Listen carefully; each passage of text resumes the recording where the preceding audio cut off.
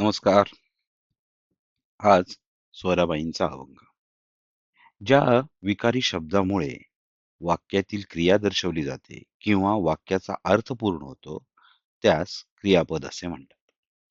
उदाहरणार्थ, राम आंबा खातो यामध्ये खातो हे क्रियापद आहे.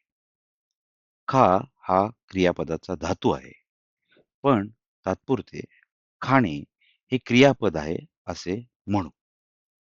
मराठीमध्ये कधी-कधी क्रियापद व नाम हे एकसारखेच लिहिले जातात. उदाहरणार्थ खेळणे.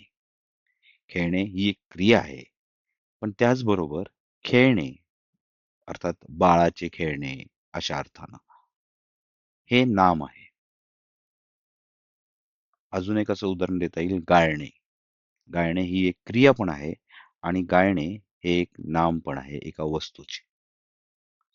आजच्या अभंगात असाच एक शब्द आला आहे, तो म्हणजे धरणे. धरणे या शब्दाचे मराठीत 4-5 वेगवेगळे अर्थ होतात. अपराध्यास पकडण्यासाठी पाठवलेली टोळी म्हणजे सुद्धा धरणे. उसने पैसे परत मिळवण्यासाठी लावलेला तगादा म्हणजे सुद्धा धरणेच. देव प्रसन्न करून घेण्यासाठी देवाच्या दाराशी उपाशी बसून राहणे म्हणजे सुद्धा धरणेच.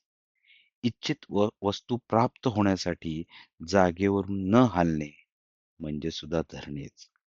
आणि सोनारांच्याकडे एक आयुध असतं, त्या आयुधालाही धरणे असं म्हणतात.